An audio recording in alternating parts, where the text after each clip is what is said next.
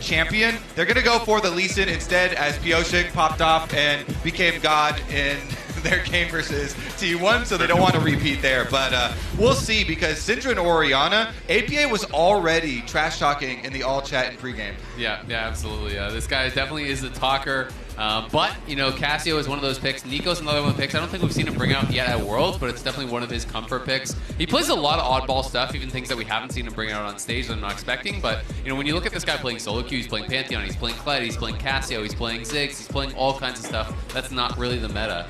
And it is going to be another ban here towards Pyosik, who did have an incredible game against T1. And a lot of players have been talking to really have concerns about playing against Pyosik, because they do know they can get to those incredibly high levels. And those have been, by far, his two favorite, most recent champions. He was spamming Viego. Of course, he had the T1 pop-off game, so a lot of respect there paid from GAM to the world champion. On the other side, Team Liquid up until now, they were red side both times. They didn't have an option to get APA or Orianna. This is one of the premier picks in the meta right now, but also I know this is his most spammed in solo queue as well. So hopefully for Team Liquid, for him, they'll feel very confident on it. Orianna is obviously a mid laner that scales very well by enabling a lot of your teammates, and it also sets up carry top laners. Top laners is definitely something we want to talk on with these two teams, because Kiaya is GAM's superstar, and they've locked in Rumble. And we've been seeing a lot of Ignite Rumble. This is a really frightening pick, but at the same time, when I think of picks that can sometimes handle it, I think of Gnar. And when I think of Gnar, I think of Summit, right? So I do think that's one of the guys from our league that maybe has the best shot of being able to have a strong answer to this pick. Yeah, it's definitely one of the lanes once we get into the game that I'm going to focus on very heavily, because both Summit and Kiaya have monster lane phases, monster stats, best in the league. The other one I would propose in addition to that top lane pick for Summit of the Gnar is the Aatrox. You can go the common Aatrox version is a decent way of trying to deal with it, but GAM have actually loaded up on a lot of AP here, also grabbing away the Maokai. And I will say, in addition to that, we've seen Summit on the Cassante that's actually just popped up in front of our faces too. If there's a neutralizing option, if there's something that I think in this tournament, like many others and in regular seasons, this pick has just been so good for so long, locked in for TL as they get two power picks. And it is interesting, right? Because it's I think, weaker in lane than some of the other options that we were talking about, and Summit is such a strong laner, but I think that TL are coming into this, and they should feel confident about their ability to outplay in 5v5. They've got some really talented players. And I think that they're going to be feeling like they want to play standard in these early games. We'll see if they do continue towards this. Jarvan would be a really strong pick here. Good early game jungler, good options for Pyosik. Also combines so well with the Orianna. Delivering that ball for the Shockwave is going to be dangerous, and it's going to mean that GAM is going to need to have safety on their carries. And Tristana, I think, is such a smart answer. We've been seeing this a lot more from the Eastern teams. I think it's super underrated by the Western teams. Because it does give you a lot of that safety. You have the Buster Shot, you have the Rocket Jump. Plus, they have already got so much AP, like we were talking about with the first two picks. You really do want an AD mid here, some threat, and Jace is banned. So Tristana really popping up in priority there. I'm assuming that is mid lane. Obviously, they could switch it and play a kill lane bottom for Slater and Pallet if they want. Yeah, I mean, we've been seeing LPL and LCK teams now, they are playing more of that Tristana bot, right? Regionally in NA, not a lot of teams actually did that. The only team in our league that I can really think of doing it a lot was Golden Guardians with Stixxay. So, TL obviously will have some experience playing against it mid, because everyone plays it mid, but bot, not a lot of teams have really been doing it, even though I do think it's a good pick. And I think so far in this draft, what we're seeing is the play styles, right? Especially with GAM, they are a quick early pace team. We know that from the BCS, we know that from GAM. This is a comp that wants to start running and snowballing over as we're starting to get rid of some of the solutions that could maybe go into that bottom lane or that hover pick that we're seeing with the ban of Kalista. Yeah, I think they want to let Slater and Pallet have a good early lane phase by protection ban a few of these lane bullies against them, so that Levi can go up top to Kiaya. I think that's when this team looks the best. Kiaya will smash that lane phase. He's on the Rumble. They need to get that Rumble snowballing and bring him down to some objective fights. Whittling down on those AD carries, though, expected to continue. I feel like so far, again, Alistar actually taken away, that we're getting towards those B tiers, right? I mean, Kai'Sa taken. Not often do you see in the ban phase, usually going to be the Traderoo.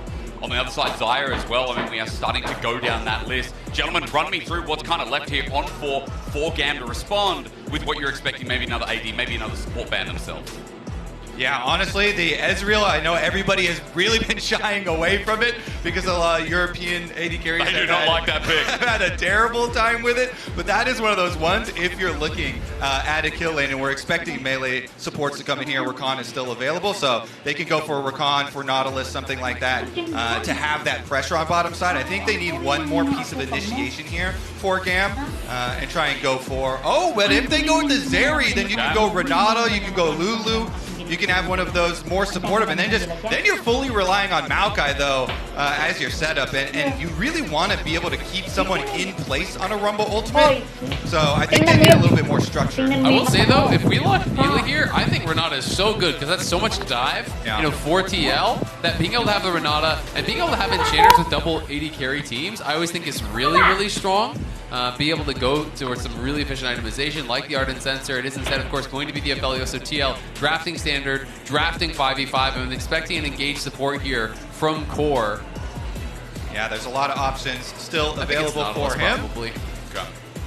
Just based on his comfort and what's banned out, that would be my expectation. Thresh is also another comfort pick, though, too. Yeah, you would like point and click for Zeri generally, usually, but that's why I thought Nautilus, to be honest. I mean, Core, like, this is the pick that he was most known for, but really hasn't been playing it as much over the last couple of years. But when people talked about him when he was first coming into NA as a support, he was winning on TL. This was his pick. It also makes it really, really reliable for Yon, because if Yon only has to worry about Rumble Ultimate and Maokai Ultimate here, as you get, okay, there's the Rakan.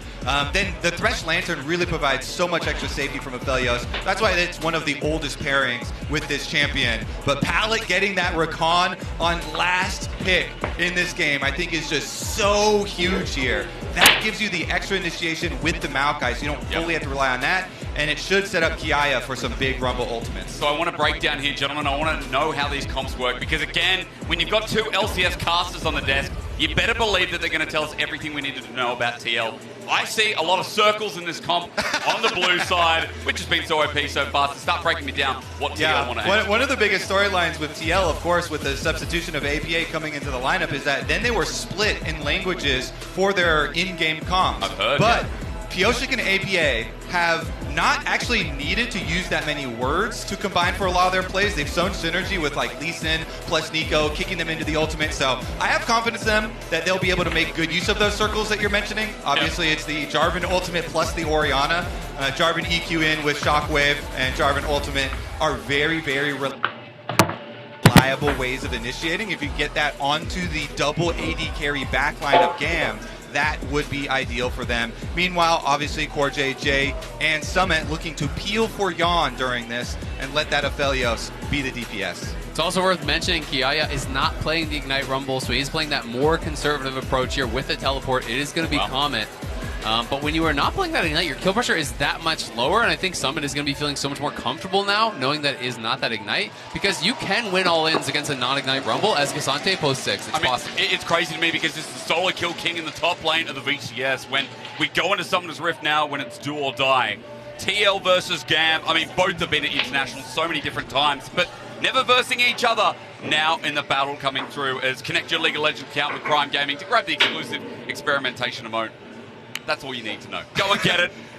Yeah, the only other really annoying thing for a Cassante versus a Rumble, especially a Cassante versus a Rumble and Maokai, is that it really dissuades you from rushing to your Iceborne Gauntlet because you need some early magic resistance because it's so AP heavy for the top side of the lane. So that's one of the reasons why you're not like as scared of those red side Cassante picks into these matchups. Yeah, absolutely. But I mean, I think it's such an easy Merchant's rush for Summit when you're playing against Rumble, Maokai top side, right? Like, I think he's still going to be able to get some really effective MR in early, and then we'll see where he wants to go with his Mythic.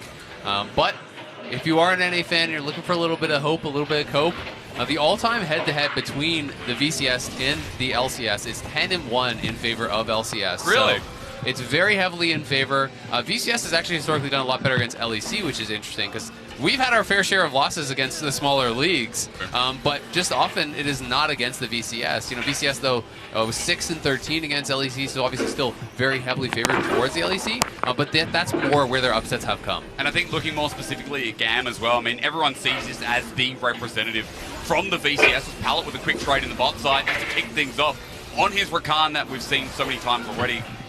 is a tangent to tell you that they're 2-4, 1-5, 1-5 in individual years when they've been there in 2017, 2019, and 2022 respectively. There might be the representative, but again, using your NA record, when they go head-to-head with some of these major regions, they tend to struggle. And now 0-2, where they can't drop this best of 3, they can't drop any best of 3. I think it's important to note that they need to start strong. Yeah, so much pressure. These are the highest pressure games that we have had at Worlds so far because these are elimination ones. These are the first elimination games.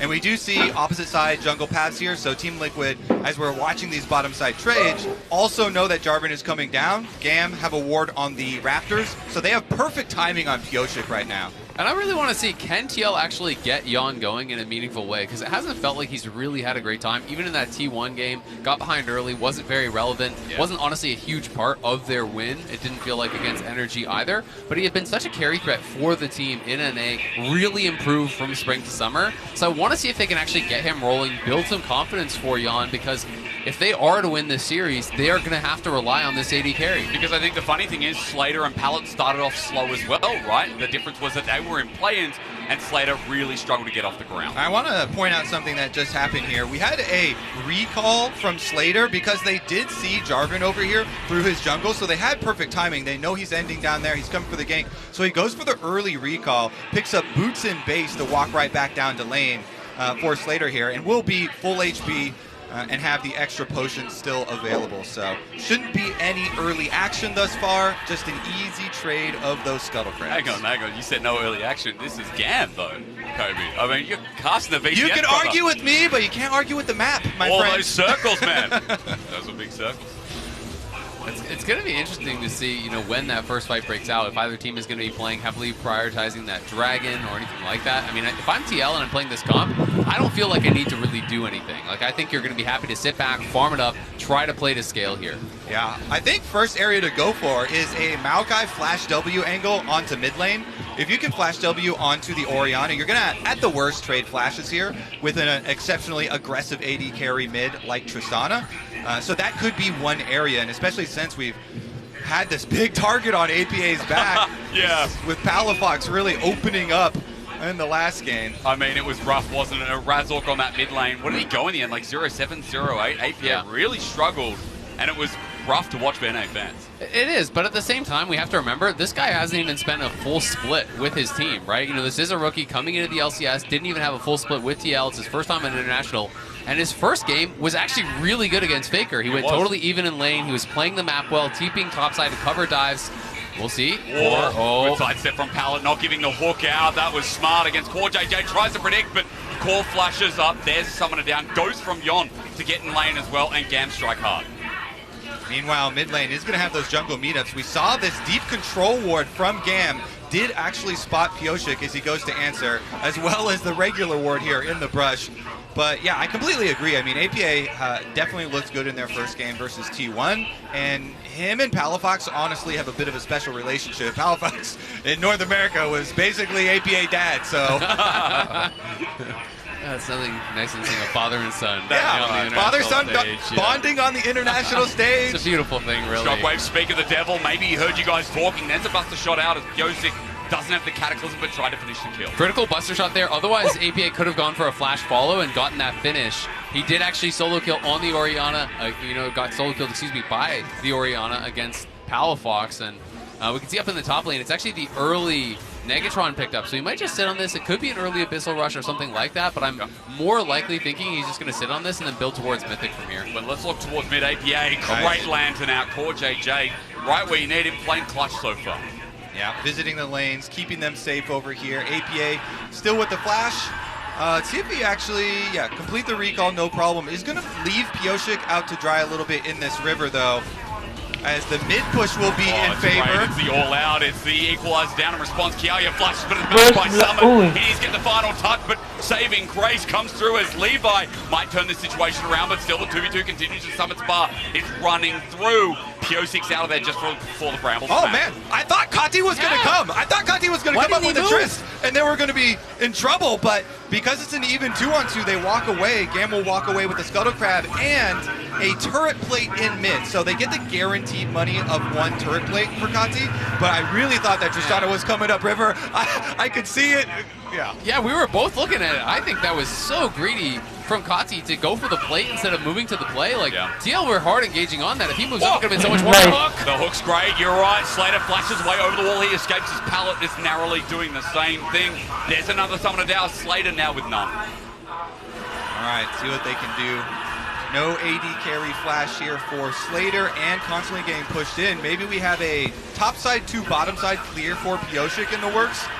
And they start to think about some of this dragon control. But I think so far we can start complimenting the TL bottom lane so far, how they've reacted to the plays. Of course, Summoner earlier, his Shockwave is there onto Kati. He'll jump away once again. And APA continues to threaten out with his pick. Yeah, I really love how APA is actually playing this out. She's using the Shockwave on cooldown really aggressively. There's no sustain on Kati besides just this D-Blade, so he is getting chunked out and being bullied out here by APA, really showing his class in this one. Yeah, just look at the mini-map right now. I mean, this is a huge difference with mid lane and bottom lane hard pushing. It is open season on that river on the bottom side. Oh my god, this is horrible because red and white means everything is all right. Yon gets one. Let's add another. This is the classic Aphelios movement where 2 plays have just been given for free. Yeah, he really is. All right, Pioshik going to move in. Look to utilize those pushing lanes we were just setting up. Pallet is here, but honestly, he could just be a bystander since Pioshik does have smite. Just be annoying, at the very least. Just he gives him a little love tap there with the lance as well. Or might change it as well. The knockup's there, you're right, the flash. Oh! No way! When the pressure sits hard, you make mistakes. That would have been a kill. That would have been a kill for sure. There were only a couple. Oh no, and it's going to bite back in his favor as well. Kati getting engaged on the ignites down. He doesn't have a flash to hit. With the lantern back in, Gravelin slows him down. He knows that he's dead.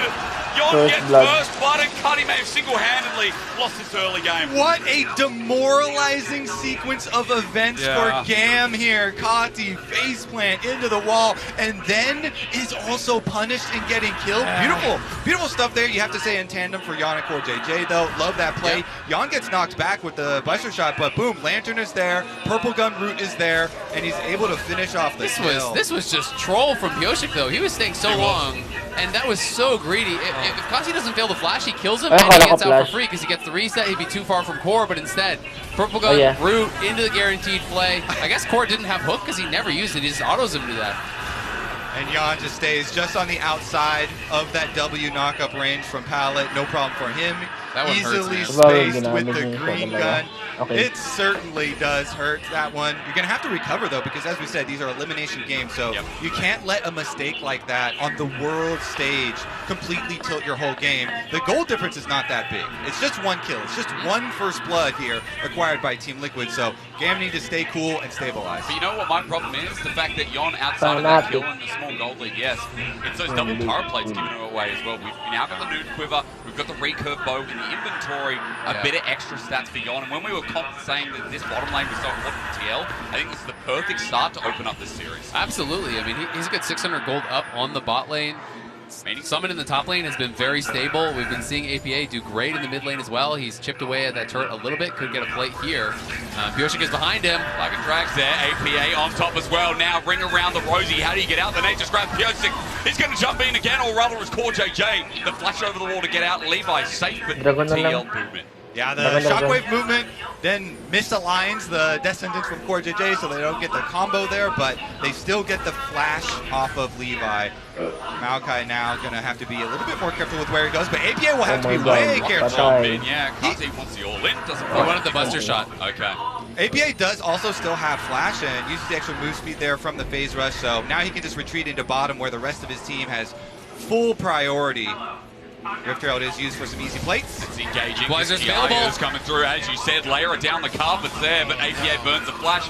Herald also taken out in the end. Yeah, GAM should have had a couple of these kills, man. I mean, that was a full whiff from Giaia there, and both teams struggling a bit with nerves here. The coordination not there. Yep. The equalizer comes down. Kati buster shots him away from it, but I don't even think he got one tick of that equalizer. APA should have been dead for sure from that position. If he just laid it vertically on him, 1 or 2 ticks, then the buster shot comes through, he's dead. Rough again. I mean, TL being gifted a bit of the early game. As you said, gold is even, but you know, you guys were talking about this a little bit before, and we've got Aphelios, we've got Oriana on the same team, plus Cassante, of course. We know what this comp's going to do if they get the 5v5s, if they get the scale in this game too. And as TL start looking towards this dragon, again, another prompt for the early game and how well, or at least well-rounded, it's going in game 1.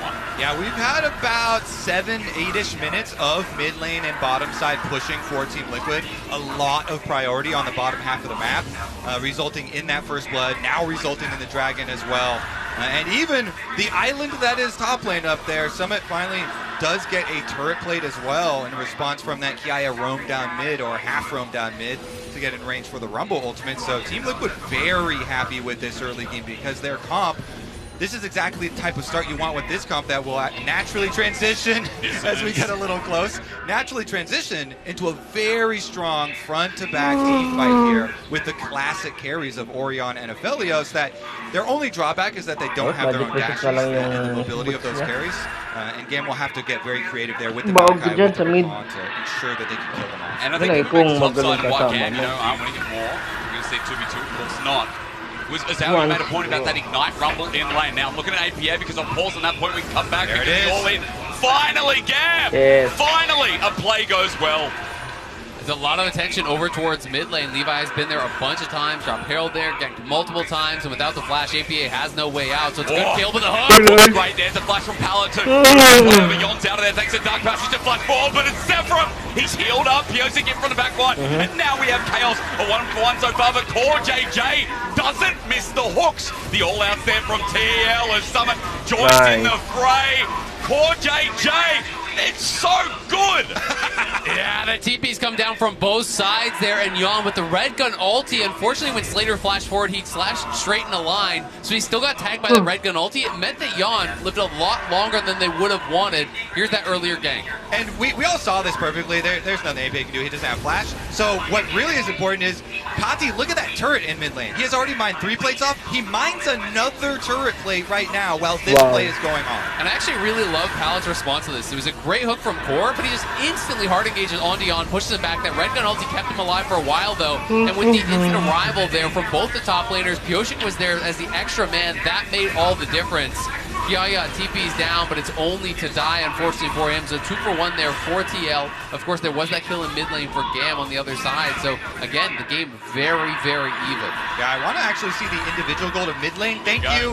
I was wondering what it was. I thought it was going to be at least 1,000 gold in the favor of Tristana here, but well over. So we'll see what Kati can do. Kati, traditionally for GAM, he's the go-to guy in the late game. He's the powerhouse to try and get them across the finish line, and this is exactly where they want their goal. And that's why they put so much pressure towards it. It was APA winning the 1v1 basically all game long, but it was GAM playing so well as a squad, facilitating that advantage for Kati, you know, really putting him in a place to succeed. TL, though, trying to start up this Herald. We'll see if GAM want to do anything about it. Levi is moving up, and both top laners are actually roaming as well because they're missing TP, so I think we're getting a fight. I feel like at the moment, with that run up, though, it's going to take a while to get there. I mean, GAM getting in position, as you said, as Kiai tries to do some damage on the lead up, but Herald's at 3k.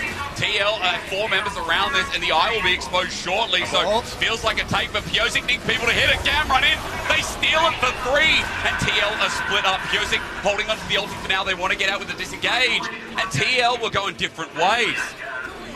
I think they might be a little lucky not to lose anybody's life in that one, as well as losing the objective here. Giaia did a great job cutting off Summit as he was trying to get there. Chunked him out low, chunks him out low again, and the turret is gone as well. GAM here, stringing together some objectives. Really good defense. They know that not only because Giaia was able to chunk out Summit on the way there, but Rumble doesn't have to get as close as Cassante does to have a real impact. I mean, TL kind of messed it up because they got the Herald too low, so at a certain health, the eye doesn't spawn anymore, right? It basically got too low, so they couldn't get by, you know, the eye with the smite. And it just ended up being a straight up 50-50 instead of just having that advantage, having to combo it down. Levi get that mid lane turret without even using the Herald. They obviously dropped that earlier one there, so it was softened up. But now they have the potential to open up a bit of a lead. As it is the Blade of the Rune King running Zeri. This is a new one for me. I'm not... Did he think he was playing Kalista? What's up? That seems terrible. All right, your job. So, let's see. We could say there are a couple of high health targets on the front line. Maybe trying to get some value there with the percentage. But we will see with it. Bottom side dive first. Yeah, the Cataclysm down, the carpet in, but they ain't matching numbers. Pyosik getting burned down. Flashes out, but he's still ticking. Kiaya holding on, and he's still at half HP. The Nature's Grasp is the perfect counter underneath the summon. With the all-out, is going to make it a trade, but getting out is a different story. Flashed away from the TP, and there you go with the turret going down. But Pallet is threatening from the side. Almost a disaster for Team Liquid because they're going to have a Tristana take topside no problem in addition to this. So the turrets are evenly going to be traded, and they lost the kill. They saw him. It was on vision, I believe, unless that ward's outside the brush. Pallet getting out. He was kind of, I think, trying to like style him a little bit, you know, kind of the loading and stuff, but he ended up losing some health off it. But this is going to be an interesting one. Yeah, Slater going Blade of Rune King, so it's going to be very much about, you know, on-hit damage here, high HP targets. Will he go towards Rage Blade as well then? Like, is this going to be like a, you know, full-on on-hit build? He's definitely cooking. I don't know if it's going to work out. He's got the BF sword, double longsword. So it should be Navori still, yeah. So should be fine there. Honestly though, that last one turning into just a 1 tower for 1 tower and a 1 kill for one kill doesn't move the needle a lot, but starting to stack dragons for Team Liquid could be an issue. We do see full GAM movement towards this area. Just a little bit later.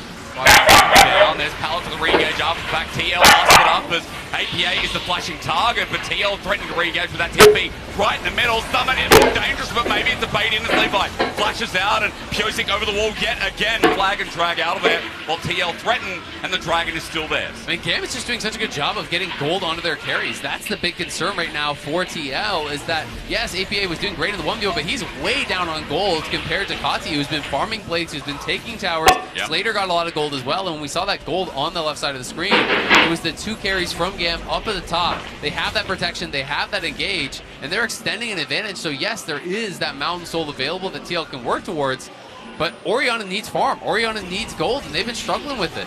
All right, so this one was a little risky because Pyosik does not actually hit the EQ onto the Rumble, so no damage, no knock-up there, and Kiaya just turns and burns him with the demonic, roasts him down. And that's the thing, even when you flash out of the equalizer, even when you get out of that, there is a tick or two afterwards as well. You always have to be careful about. But we're back to live. Pyosik looking for Kati. Circle of Death, he flashes away, just use the rocket jump to get out of there, where we get the flipping down on the bottom side. Still trying to impact the map. Pyosik's tried to be so proactive, but it is also hard when Tristana is the target and he has a lot of escapes. Yeah, but still, really good job. He doesn't use his flash. He goes up, flag and drag forces the rocket jump, the ulti forces the flash. So getting that off is key. But TL, you know, they're light on guaranteed engage, right? You're playing against Zeri and Tristana, 2 really slippery targets here. So it's going to be up to Core and Pyosik to be on point with those engages. If you miss, you got nothing. They're trying to set up a trailing play here in the brush. Okay, APA runs in and the bait's there. Kati gets exposed to a quick how do you do, but the knockup from Pallet may have saved his life. Flash forward. APA's out of range. Maybe Pallet is the hero, but eventually they get him to the shot. Sends him to his death. Most mid laners go boom. Pretty funny initiation there. Team Liquid were setting up the trailing play with Pyosik in the brush, but they couldn't quite connect onto Kati for long enough. And then the Buster Shot means it's another 1-for-1 with mid laners. Exactly, and they're just the extra members there from GAM. Pallet kind of making the difference as he arrived faster than the TL reinforcement, so it ended up being that 3v2. So I think TL happy to get out with the 1-for-1 in that situation. Now trying to control vision around this top side. But we can watch it one more time. They almost 100% him. They got him so low here early on. The fight drag didn't hit. That's, what is that, like 50 HP maybe? Something like that. And barely able to survive. Then even again through the Q from Pyosik, which did land. APA eventually able to chase him down. But as you said, the Buster Shot into the waiting arms of Levi and Pallet means it's a 1-for-1. A lot of these trade plays are pretty fun to watch, though. I mean, coming into the tournament, GAM with the highest combined kills per minute in their games on average. What a surprise.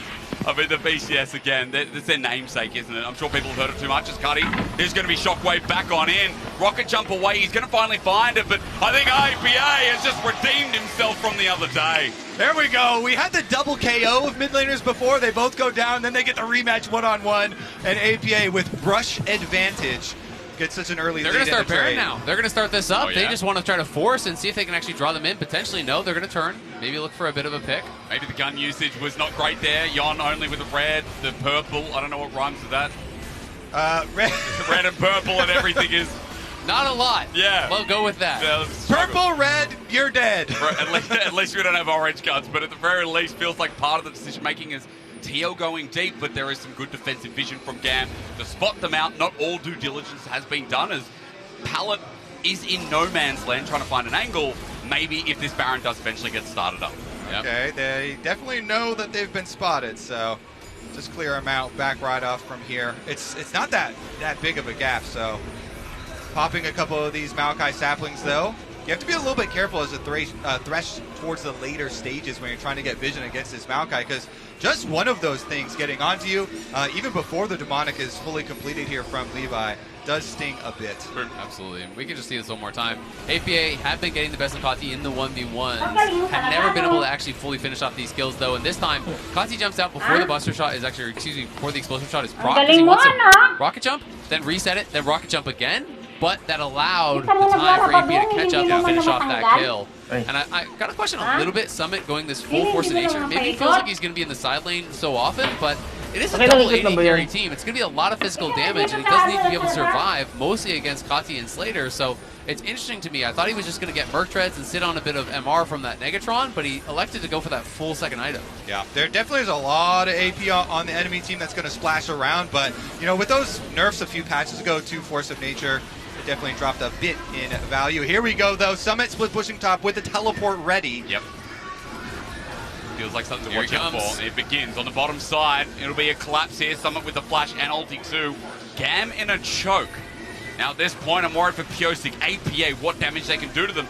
As the Dragon's at half Levi's HP. in an awkward spot. Nature's Look at Crack's gonna Pallet. come Look at out. Pallet. You said it's awkward, but Pallet's been caught out. They turn on him. He can't flank everything used, but now TL don't have anything left available. Slater with the ulti over the wall as Summit disengages back over towards the Dragon, but even that resets the Piosik re-engages. But look, Yon has joined back in. Dragon might go over, but Gamma in trouble because Yon has free firing guns available. Running over Slater. He's hitting away at Summit as he's chased over the wall, but Yon's still alive. He's buster shot it away as he flashes back in. It's over. GAM get the ace, and it was just pure chaos. The ace and the dragon, that is huge for GAM. The Maokai ultimate rooted APA, so even though they are able to kill off Pallet on the flank, the Maokai ultimate does the engage for them. They don't even need Pallet here because Levi's ultimate just 6 APA on top of the Rumble ultimate, and then they fully engage and kill off the mid laner. So look at that, boom. I also have to question using the shockwave to actually kill off Pallet there. Yes, he killed the support, but they used so much to do it, and not having the shockwave meant there was no threat when they're piling in onto APA. And then from this spot, this Cataclysm really worked against Yon. It was so awkward for him. He got all the chakrams stacked up, but then they fell as he was walking the long way around. That Cataclysm couldn't really get in, and it's kind of just in this like mishmash of different fights. Did have to flash forward to actually finish off Kati to avoid total disaster, because if Kati doesn't die, maybe they just go straight to Baron, but TL, they got to be sweating now. This is a match that they come into the favorites, and it's GAM who's in the lead. Pallet with the most worthy sacrifice of all time there. Yeah. The distraction recon goes Y'all spent over. too much. Exactly. Invested too much in that kill, and GAM, let's see what they can do with this newfound priority. I mean, 3,000 gold lead. As you guys said, the Dragon and the fight on top was just so massive. We're also into 3 item territory coming up as well, with bounties on some of the biggest carries of GAM. Put your eyes towards Kiara in the top side, who's heading towards his third after getting himself the Night Harvester. Third item on the way for Kutsi as well with the Navori quick plays. Double Navori as you guys were pondering through that build on Slater as well. There's a lot of power now in this roster. Double demonics on this side. Kiaya with the Night Harvester demonic rumble build, as much damage as he can get, as much as they can squeeze out, and there they go. TL walked into this, but the Nature's Grasp is perfect. GAM might have their ultimate fight as Yon was front-lining. TL as scattered. And when it comes knocking, when GAM are 0-2 down, that's Baron. They bring everything up to the table. APA is looking for a shockwave though. How dangerous. So Core JJ needs the hook to come through, but doesn't connect. As you said, APA with the shockwave there, but GAM still have their members. If PSG uses this mic, he has a second charge, but it is refreshing. He's going to try to see if he can sneak around, but if they stay, they're likely to die and lose the Baron anyway. This is a disaster for TL. It's just going down so quickly. Thanks, Tristan, and thank you, Zeri, and thank you, Baron. GAM, 6,000 gold up with Red Bull Baron power play kicking off, and this first game is a total turnaround. Impressive stuff from GAM. After an arduous fight through play-ins, qualifying here and having 2 rough games to start it out, they're coming out firing here. And look at the initiation. I mean, Kati gets to start free firing before it even starts, right into Maokai engage, and immediately they've got Team Liquid scattered here, having to run away across the Rumble ultimate. Yawn just got deleted.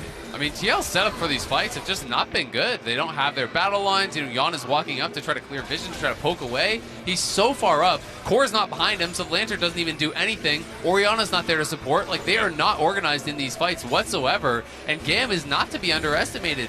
Yes, they're a team that, you know, you were happy to draw, but if you're not playing to your top level, they can crush you, and they're doing it in this first game. I think historically we know that GAM are always a team throughout many worlds with different formats, of course, that they could always take a team of some of the best right there, the unexpected demons.